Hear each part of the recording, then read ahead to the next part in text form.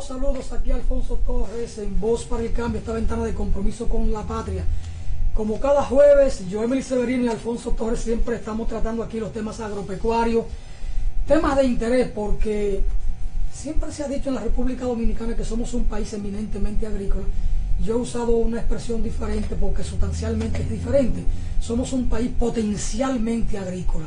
Tenemos grandes potencialidades para desarrollar la agropecuaria, pero no la asumimos como tal, no le damos la cara, no hacemos la inversión, tanto financieramente como en lo que tiene que ver con la tecnología. Y tenemos por ahí programas de reforma agraria que aquello es una multiplicación de pobreza y de miseria que no ha llenado su cometido. La reforma agraria en la República Dominicana ha sido un fracaso, porque es un proyecto, un proceso de reforma agraria tiene que ser para sacar al hombre y a la mujer del campo de la pobreza. Y aquí la pobreza se ha multiplicado a nivel de campo. Y miren que tenemos una estadística ahí de casi 11 millones de tareas de tierra entregadas vía reforma agraria desde el año 1948. Y sin embargo, no llegamos a 1 millón de tareas de tierra de las que se ha entregado vía reforma agraria en producción. Es decir, aquello ha sido un fracaso completo.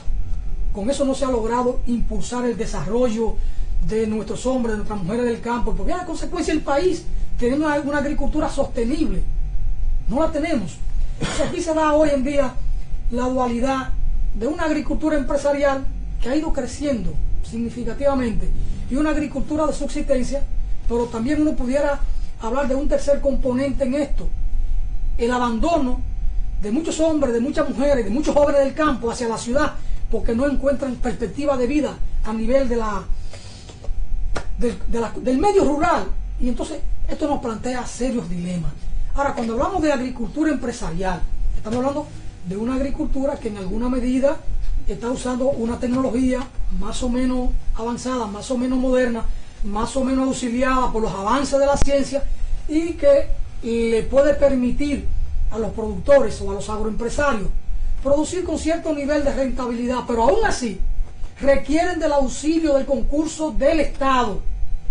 Sin embargo, aquí desde el año 1986 se han estado implementando políticas para desmontar los subsidios del Estado a los productores agropecuarios nacionales, grandes, pequeños o medianos, y sobre todo a los pequeños y a los medianos, porque a los grandes se la ingenian, son parte del engranaje de poder y siempre tienen su manera de conseguir el apoyo del Estado. ¿Qué es lo que pasa con esto? A los países pequeños, pobres como nosotros, tercermundistas como se ha dicho hace más de 100 años, los grandes les prohíben el subsidio. Sin embargo, en los 10 países más desarrollados del mundo y del área capitalista, estos países, Estados Unidos, Japón, Alemania, Inglaterra, Francia, Holanda, entregan a sus productores más de 300.000 millones cada año en subsidio. Pero a los nuestros le prohíben, a los gobiernos nuestros le prohíben subsidiar a los pequeños, a los medianos productores y hasta a los grandes, porque al fin y al cabo lo que cuenta o lo que tienen en su mira es que nosotros simplemente nos convirtamos en consumidores de sus productos. Así de simple. Es la lógica como funciona el capital y la sociedad de estos tiempos. Ahora, ¿qué implica el tema de hoy? Agricultura de precisión. Hace rato que en el país está en marcha determinados avances sobre la agricultura de precisión, porque hemos visto aquí ya fumigación aérea, hemos visto nivelación con rayos láser, hemos visto la producción en ambiente controlado, los llamados invernaderos o casas de tapado, como se llama en Cuba, es decir, donde se pueden controlar determinados fenómenos, aspectos o problemas en el orden, sobre todo fitosanitario. Entonces, todas estas cosas hacen parte de lo que hoy se está denominando agricultura de precisión. Bueno, yo ciertamente no lo sé, y como no lo sé, hemos invitado al doctor Carlos Suerosí para que nos ayude entonces a comprender estos fenómenos y estos desafíos sobre la agricultura de precisión, que es un título como medio poético, medio filosófico, pero hasta dónde se puede hablar en la República Dominicana y en el mundo. Digamos que en el mundo, en términos tecnológicos, de agricultura de precisión, y en la República Dominicana, con los retrasos que tenemos en el orden de los paquetes tecnológicos actuales y de la poca inversión en el sector agropecuario, porque aquí lo que crece y se multiplica como los espaguetes aquellos es zona franca, es turismo, es el sector financiero, es el sector telecomunicaciones. Entonces, por ahí que la cosa crece, la economía, según dice el Banco Central, porque la gente de los barrios y de los campos no ven el crecimiento de la economía. Pero bueno, don Carlos, hace mucho que queremos verlo por aquí. Gracias. Bendiciones, hermano, por estar aquí con nosotros. Muchas gracias por disponer de su tiempo. A ver si empezamos a conversar sobre agricultura de precisión y pudiéramos de entrada ver lo del concepto. ¿Qué es agricultura de precisión? Eso como que matemático, precisión, que es muy preciso. Bastante. Como con un bisturí, como el cirujano que va al problema con el bisturí. En el contexto donde se aplica así. Pues gracias a ti por la invitación. Buenos días a ti y a toda la gente que te escucha. La agricultura de precisión es un término agronómico. Es de agricultura, ¿no? Claro. Pero es más bien un término agronómico que se enfoca en la gestión de lo que es el manejo de las fincas, considerando las variables o variabilidad que se toma en cuenta en ese sentido. De ahí se parte de que esa variabilidad no es una...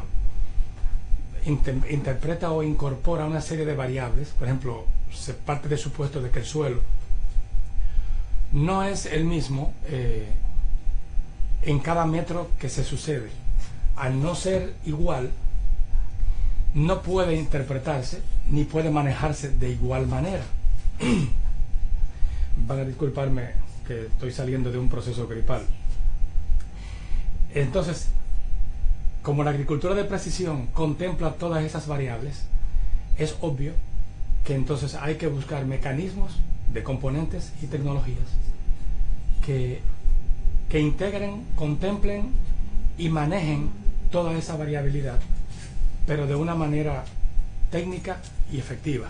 O sea, no hay forma de cómo obviar eso. Eso es, en esencia, la agricultura de precisión.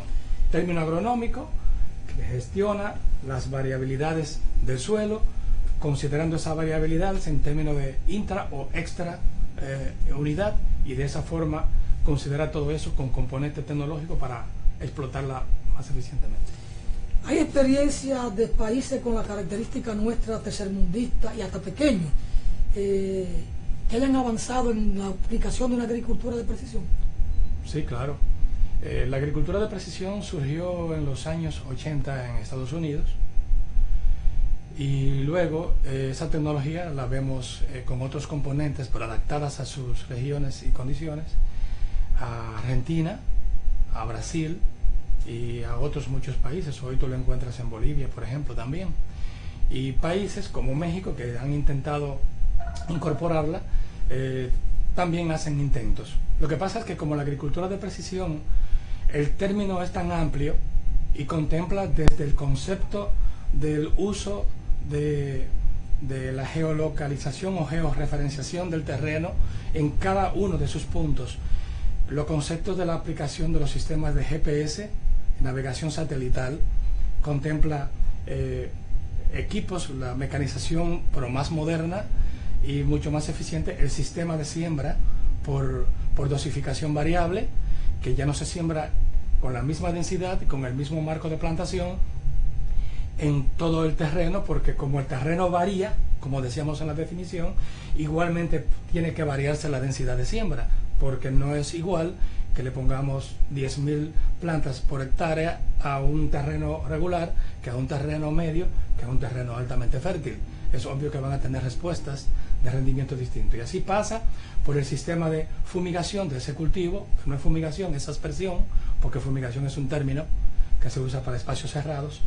Entonces, esa aspersión se hace ahí donde hay una serie de sensores que detectan el verde de las plantas, y ese verdor es el que dispara el inyector de aplicación. O sea, no es como el convencional que conocemos, que aperturamos una válvula y lo que hace es que ese chorro de esos emisores son constantes, haya o no haya planta.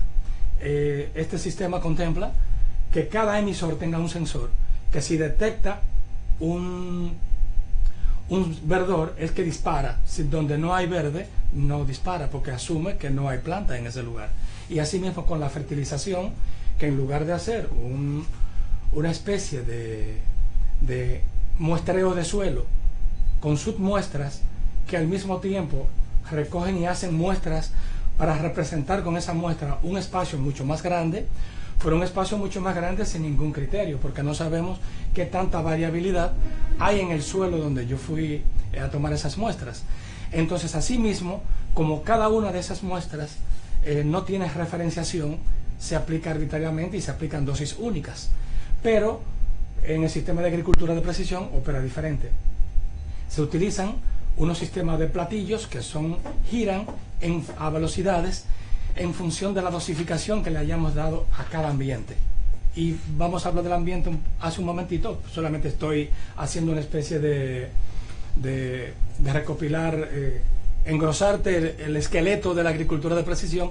Termina con un sistema de cosecha donde las cosechadoras tienen sensores que van pesando el grano que van cosechando, le van midiendo la humedad y le van transmitiendo la información al departamento donde va a recepcionar ese grano, para si hay que tratarlo, sepan ya con qué humedad va, con qué condiciones, qué volumen es que llega, todo ese tipo de cosas.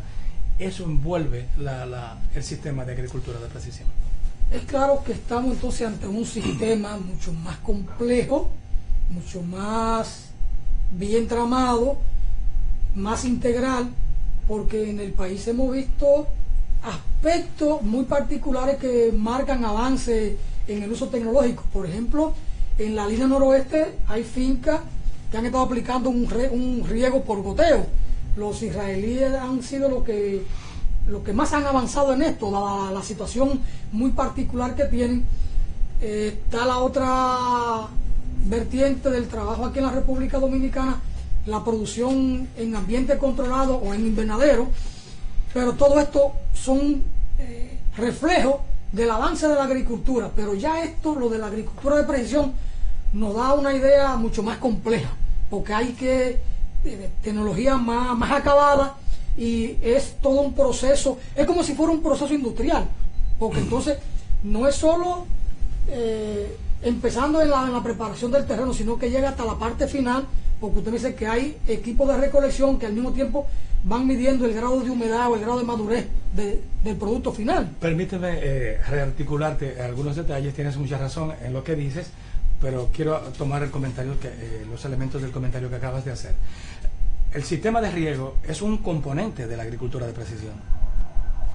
El riego es un componente en el sentido del mayor aprovechamiento de esos recursos, porque el enfoque que hace la agricultura de precisión la hace en tres vertientes. Una, en el aspecto agronómico, para considerar todos aquellos elementos de la agricultura, para tratarlos, gestionarlos y eficientizarlos.